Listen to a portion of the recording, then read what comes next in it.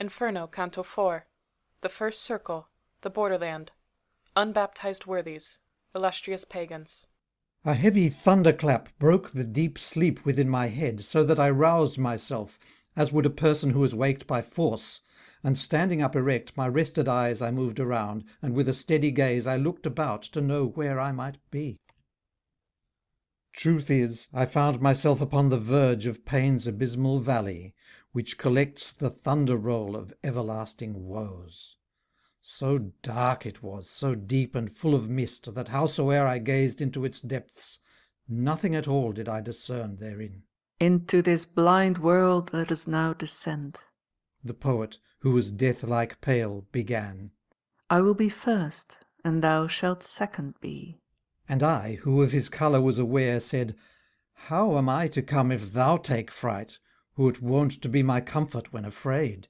The anguish of the people here below, He said to me, brings out upon my face the sympathy which thou dost take for fear. Since our long journey drives us, let us go.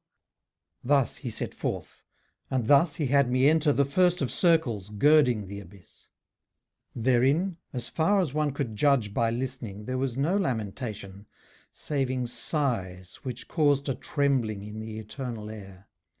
And this came from the grief devoid of torture felt by the throngs, which many were and great, of infants and of women and of men. To me then, my good teacher, Dost not ask what spirits these are whom thou seest here? Now I would have thee know, ere thou go further, that these sin not, and though they merits have, 'tis not enough, for they did not have baptism, the gateway of the creed believed by thee. And if before Christianity they lived, they did not with due worship honour God, and one of such as these am I myself. For such defects, and for no other guilt, we're lost, and only hurt to this extent, that, in desire, we live deprived of hope. great sorrow filled my heart on hearing this, because I knew of people of great worth, who in that borderland suspended were.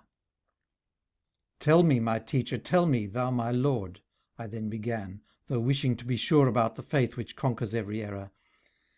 Came any ever by his own deserts, or by another's, hence, who then was blessed? And he, who understood my covert speech, replied, To this condition I was come but newly, when I saw a mighty one come here, crowned with the sign of victory. From hence he drew the earliest parent's shade, and that of his son Abel, that of Noah, and Moses the lawgiver and obedient, Abram the patriarch, and David king, Israel with both his father and his sons, and Rachel too, for whom he did so much, and many others. And he made them blessed, and I would have thee know that, earlier than these, there were no human spirits saved. Because he talked, we ceased not moving on, but all the while were passing through the wood, I mean, of thickly crowded shades. Not far this side of where I fell asleep had we yet gone, when I beheld a fire, which overcame a hemisphere of gloom. Somewhat away from it we were as yet, but not so far, but I could dimly see that honourable people held that place. O thou that honourest both art and science, who are these people that such honour have, that it divides them from the other's life? And he to me, The honourable fame which speaks of them in thy life world above, in heaven wins grace, which thus advances them. and hereupon a voice was heard by me. Do honour to the loftiest of poets. His shade, which had departed, now returns. And when the voice had ceased and was at rest, 4 mighty shades I saw approaching us. Their looks were neither sorrowful nor glad. My kindly teacher then began to say, Look at the one who comes with sword in hand before the three, as if their lord he were. Homer he is, the sovereign poet; Horace the satirist, the one that cometh next; the third is Ovid; Lucan is the last. Since each of them in common shares with me the title which the voice of one proclaimed, they do me honour, and therein do well. Thus gathered, I beheld the fair assembly of those the masters of the loftiest song, which soareth like an eagle o'er the rest. Then, having talked among themselves a while, they turned around to me with signs of greeting, and when he noticed this, my teacher smiled, and even greater honour still they did me, for one of their own company they made me, so that amid such wisdom I was sixth. Thus on we went, as far as to the light, talking of things whereof is silence here becoming, even as speech was where we spoke. We reached a noble castle's foot, 7 times encircled by high walls, and all around defended by a lovely little stream. This last we crossed as if dry land it were. Through 7 gates with these sages I went in, and to a meadow of fresh grass we came. There people were with slow and serious eyes, and in their looks of great authority.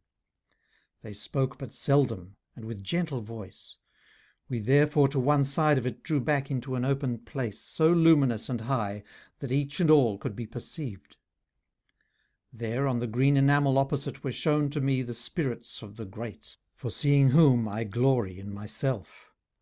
I saw Electra with companions many, of whom I knew both Hector and Aeneas, and Caesar armed with shining falcon eyes. I saw Camilla with Penthesilea upon the other side, and King Latinus, who with Lavinia his own daughter sat.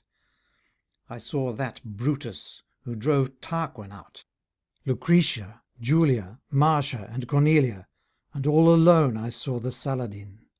Then, having raised my brows a little higher, the teacher I beheld of those that know, seated amid a philosophic group.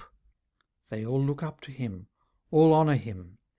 There Socrates and Plato I beheld, who nearer than the rest are at his side. Democritus, who thinks the world chance-born. Diogenes, Anaxagoras, and Thales, Empedocles, Heraclitus, and Zeno. Of qualities I saw the good collector, Dioscorides I mean.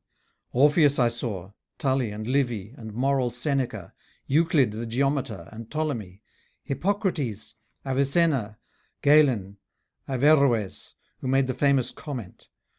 I cannot speak of all of them in full, because my long theme drives me on so fast that oft my words fall short of what I did. The 6-fold band now dwindles down to 2. My wise guide leads me by a different path out of the calm into the trembling air, and to a place I come where naught gives light.